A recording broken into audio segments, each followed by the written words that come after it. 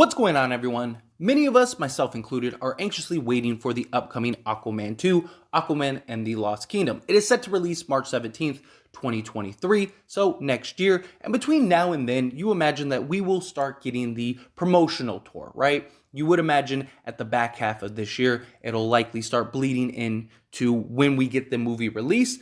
And I'm really looking forward to this. It's one of the better DC films in the franchise. Aquaman, the first one, many people really enjoyed, part of the Justice League. Aquaman 2 does have some concerns, a lot of questions that arise because of certain circumstances, but we'll dive into that more a little bit later on in this video. What I want to talk about at this time is the Aquaman trailer that dropped over at Cinemacon. There were several trailers dropped during the Cinemacon panel. The Black Adam's trailer I made a video on. If you haven't seen that video, link down in the description below. Highly recommend you check it out after this video. But diving into the key points, just again, it's a little teaser trailer, so there's not a ton of information. There's nothing crazy to go off of, but we did get a couple details, and I just wanted to talk about the highlighted details, and then of course, hear your opinions. So let me know your thoughts down in the comments below. So jumping into these points, you start off with Arthur in his orange armored, stands atop a stormy sea, which is sort of Aquaman's trademark at this point. We've seen that on several occasions, him just standing and being somewhere near a stormy sea. Black Manta has a crew on a giant submarine. He's still human, but wields an ancient magical power. Arthur and Orm have to team up to fight evolved, more powerful Black Manta. We see them walking through a forest, and the teaser ends with Orm in front of an octopus-like mecha robot, which is the sort of trademark for the Black Manta, the mask and then the submarine that he actually wields and uses. So that being said, again, just a little teaser that was shown at the panel. I would imagine that we will get that teaser and hopefully even just an extended version of that in the coming months. You'd imagine, I don't know, maybe August, September, hopefully at the latest. But you never know. I mean, a lot of times, especially DC, they need to sort of compete with Marvel and what Marvel's got going on in so many ways. And a lot of these DC films have been really hit or miss, though I do feel a lot of them are starting to pick up in many ways. We're starting to get some better quality films and shows and things like that because Marvel set the standard. I mean, their shows are absolutely killing it over on Disney Plus. The films are absolutely killing it as far as box office, revenue, just everything in general. And DC isn't hurting in the sense of box office. It's just their films outside of like the Batman and stuff like that aren't really as well perceived throughout the history. Like if you're going head to head between DC and Marvel, Marvel is just dominating the landscape of superhero movies, at least at this time. But something like an Aquaman 2 could really reestablish the DC franchise, the DC universe, and really start setting the tone for these films going forward. And that's likely what they hope to accomplish. Now, going into the concerns, there is concerns with, Amber Heard and everything that's going on, but it has been reported that she has less than 10 minutes of screen time now. Now, if that's true or not, we'll find out once the movie takes place. I mean, many people, myself included, didn't even really want her to be a part of the film. Unfortunately, she is. So we will likely get that little 10-minute moment, whatever the case may be. I'm sure it'll be sprinkled without. The real problem is will there be backlash because of that?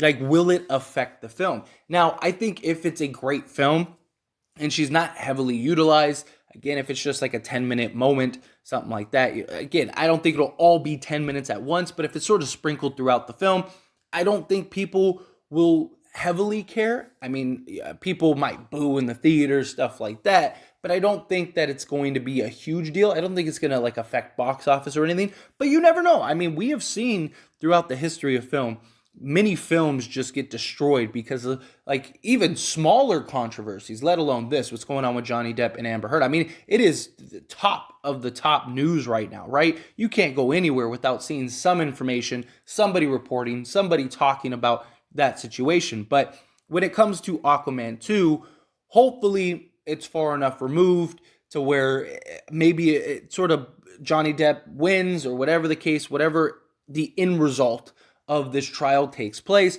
Hopefully the dust sort of settles and it doesn't impact the film. But success trumps everything. If this is a great film, I do think ultimately people will look past that, whether they want to or not. They kind of will just say, okay, like, I don't like her and her in this film, but I do like the film overall. But hopefully, with Black Manta being established and a couple other characters that we'll dive into more in future videos. So if you're not subscribed, hit that subscribe button. Stay up to date with all things super. I really appreciate it. And if you haven't liked this video, hit that like button. But with Black Manta being the main protagonist, the main villain of this story arc, it's one that just sprinkled throughout the comics, right? And they have so many potential storylines, so many things and directions in which they could go with this, and I'm hoping it really works out.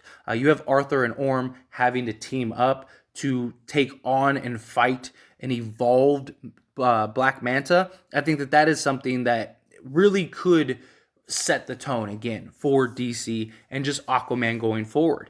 I really do and would like to see DC sort of take some pride, I guess, in their films. I mean, the Snyder Cut got so many people excited, and I really think hopefully opened the eyes to the network and said, hey, let's do so. Like, we need to get back on track. We need to pump out these quality films.